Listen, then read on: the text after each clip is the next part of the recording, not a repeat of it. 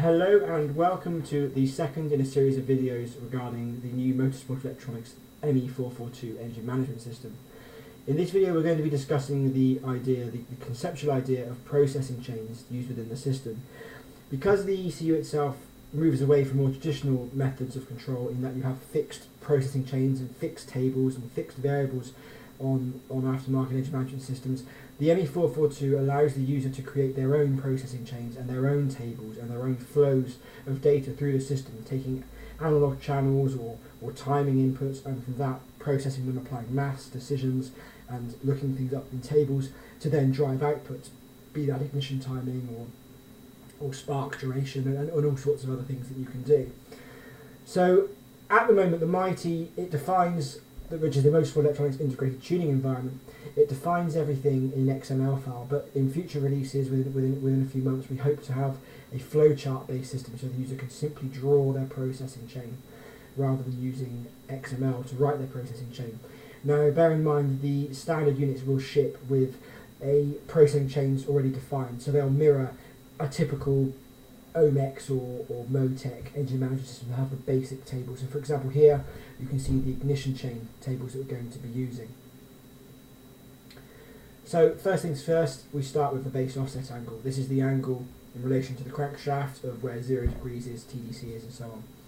And you can see from this point forwards, and in terms of interaction, the user can double click this box here and actually edit the number. They can type a different number in there, they can adjust it and so on. It will bring up the relative correct widget within the MEITE to allow them to edit that. But flowing from here, we then move into the RPM, a decision, a logical decision box. And within a logical decision box, you can create new paths for the processing chain to follow based on simple statements you can write in a very simple scripting language. For example, here we can see when the RPM is less than crank speed, and again crank speed can be defined as another variable by the user. They can enter it now, or they could be looking up crank speed from another table if they wanted to, based on, for example, air temperature. They might call the crank speed faster when the air temperature is right, whatever they want to do. But if they flow this path, they'll then fire into a table they've created. This is a one-dimensional table they've made here called Cranking Advanced, they've labelled it. And it's a one-dimensional table with 8 columns and 2 rows. And if the user were to double-click on this box here, it would bring up in the MEITE a one-dimensional table view. So you can see here that you have inputs mapped to outputs. So if the user was to double-click on this, they can see here that the input would be coolant.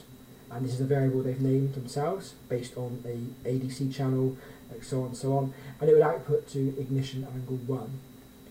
So this would generate, for example, at 12 degrees centigrade we might want to advance at 20 degrees for the engine to start, and so 20 degrees will be flying down this link here, ignition angle 1 will be passed down this link to the PTN, which is the precision timing module, but that's something we'll cover in the next video. So you can see here that the ignition advance is derived, because the engine is less than crank speed, it's derived by this table and passed to the PTM to fire the ignition at the time that this table says it needs to. Of course, when the engine is above cranking speed, more than crank speed, we'll be in this normal running mode.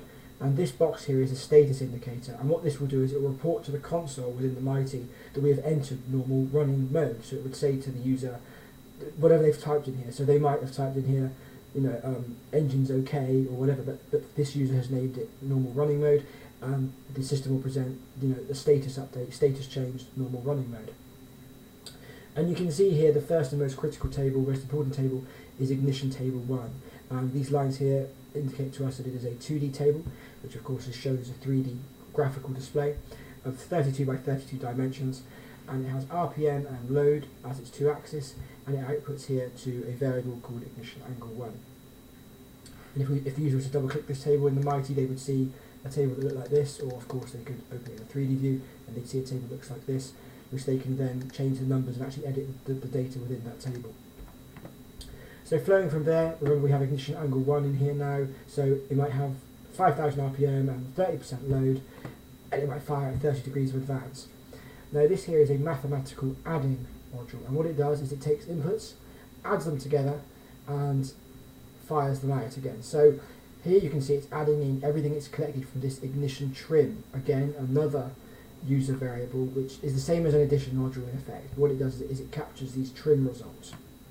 Now these trim tables are, for example, based on coolant temperature. You can see this one-dimensional table. Intake air temperature, knock ignition. So this one here is based on a knock sensor. It's a 3D table. Knock sensor and RPM. It's knock level, sorry, in volts, and RPM as the axis, and it outputs a trim factor, maybe +6 degrees or -2 degrees, whatever that resulting table flow is, and passes through to this adding module. So we have 30 degrees from here, for example, and -2 from knock, and +1 from trim, and +3 from IAT, and so on. So it might have an overall result of 32 degrees, which is then fired off to the PTM advance, so therefore making the spark fire at the right time. So you can see conceptually the process flows in parallel, so these are all processed in parallel. So everything in line is processed in that time state. So this is processed first, followed by this decision, followed by all of these tables. All of these tables are interpolated depending on the flow. Obviously these won't be interpolated for flowing down here, but they're all calculated, worked out because they're within that same time, and then they all fire off to this adder and off to the PTM advanced module. So from this you can see that the ECU is very powerful and very flexible. By adding more tables you can perform different options, different outputs, on the advanced part or the ignition angle of the PTM module. I hope this has cleared up some of the ideas we're having here with the conceptual idea of processing chains and fully customizable tables. And of course we welcome all and any feedback on how we can improve this, what people would like to see added, and of course, if it's too complicated to understand or anything needs clearing up. Thanks.